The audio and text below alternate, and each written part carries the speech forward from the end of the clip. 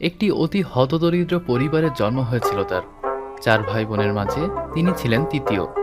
ছোটকাল থেকেই তার শরীরে হরমোনের অভাব থাকার কারণে ডাক্তাররা বলেছিল তার বড় হবার কোনো সম্ভাবনা নেই।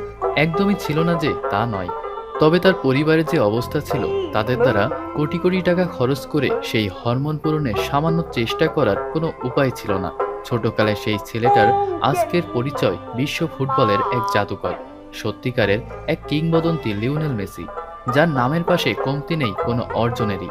তবে মেসি আদৌ লোকের দোষ শোনেন আর্জেন্টিনার জার্সি গায়ে বিশ্বকাপ কিংবা কোনো মেজর টুর্নামেন্ট জিততে না পারার কারণে।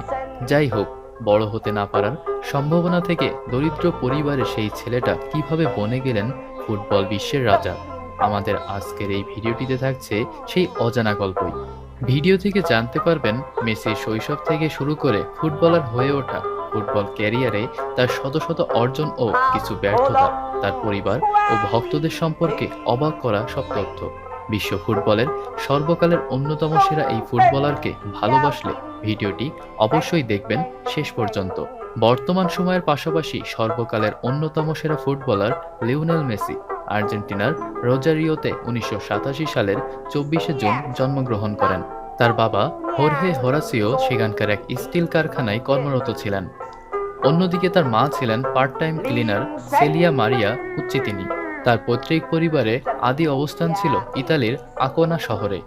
তার পূর্বপুরুষদের একজন অ্যাঞ্জেলো মেসি ১৮৮৩ সালে সেখান থেকে আর্জেন্টিনায় চলে আসেন। মেসির বড় ২ ভাই এবং এক ছোট বোন রয়েছেন। বড় ২ ভাইয়ের নাম রদ্রিগো ও মাতিয়াস এবং ছোট বোনের নাম মারিয়া সল। ৫ বছর বয়সে মেসি স্থানীয় ক্লাব গান্দ্রিলির হয়ে ফুটবল খেলা শুরু করেন, যার কোচ ছিলেন তার বাবা হোর্হে।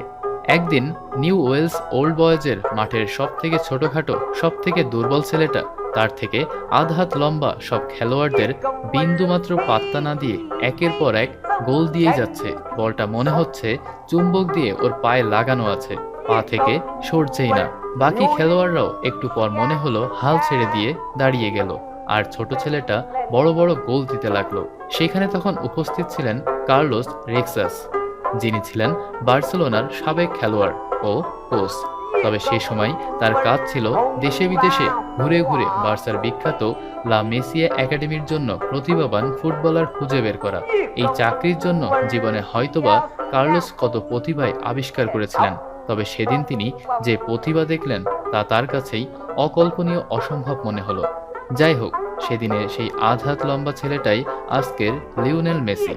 কার্লোস রেক্সাস আর্জেন্টিনায় এসেছিলেন প্রতিভার খোঁজে।